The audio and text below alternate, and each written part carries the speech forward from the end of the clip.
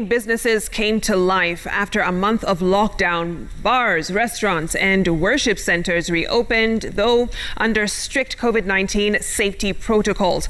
Tourism players, whose sector has been one of the hardest hit by the COVID-19 pandemic, welcomed President Uhuru Kenyatta's Labor Day reprieve, vowing to adhere to the control measures outlined by the Health Ministry. Chemitai Goin reports.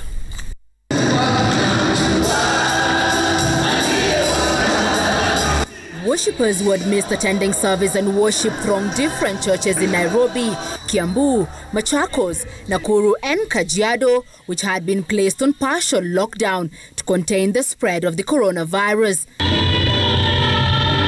The facilities that opened their doors this Sunday appearing to strictly adhere to directives of the Interfaith Council.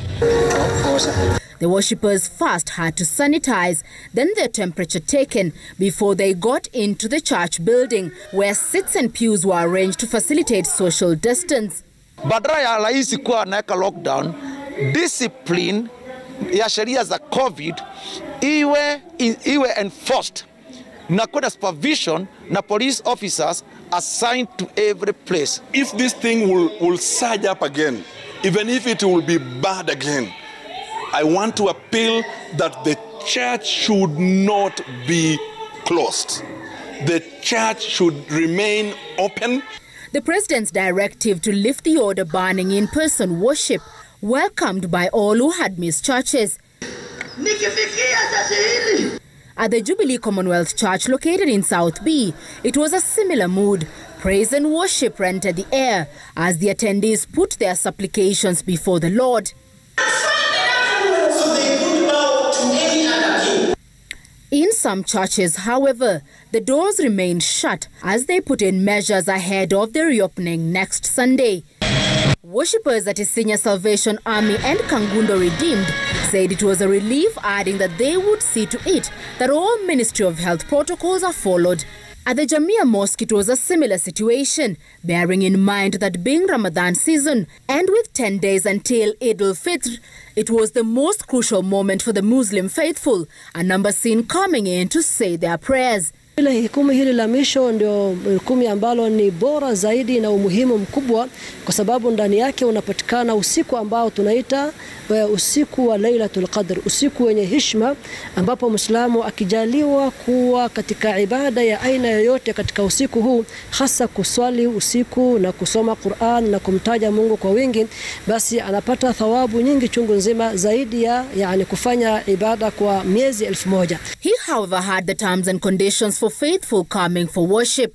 Kwa unakuja jamia kuswali, basi lazima uwe na barakoa, uwe na maski yako, lazima uwe na msalla wako wa kuweza kuswalia, na tukumbuke ya kuwa bado hatukaribiani katika swala, bado tuna social distance ya 1.5 meters apart. This was one of the raw emotions displayed by one eatery owner, the proprietor of Cafe Kaya, situated along Waiyaki Way, as he welcomed back his customers.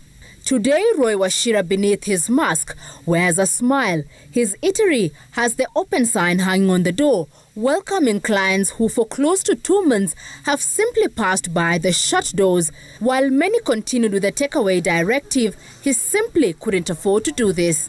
The facility, which has a 50-seating capacity, is encouraging customers to book reservations to minimize crowding.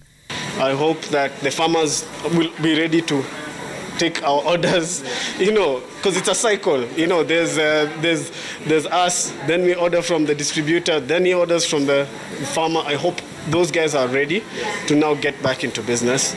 The tourism sector, one of the worst hit by the COVID-19 pandemic that saw many lose their jobs and livelihoods as businesses closed down, welcomed President Uhuru Kenyatta's orders revising some of the containment measures. Wageni walikuwa hawako, uuzaji ulikuwa umesitishwa, na pia tumekuwa na baraka nyingi sana. Mvua ambayo tunakuwa nayo masika katika miezi hii haijafanyika kwa wakati huu, jambo ambalo litawezesha kuweza kurudia shughuli zetu za mikutano na kongamano, hasa katika miezi hii kabla ya msimu wa mwezi wa 7, wa 8 na 9 kuweza kurudi. CS Najib Balala, in a statement, however, warned those operating outside the laid-down health and safety protocols that their tourism and liquor licenses will be revoked for at least a year. In line with the new orders lifting the travel restrictions, The Madaraka Express train, which plies the Mombasa, Nairobi and Suswa routes, are set to resume operations starting Monday. Chemutai Goin, Citizen TV.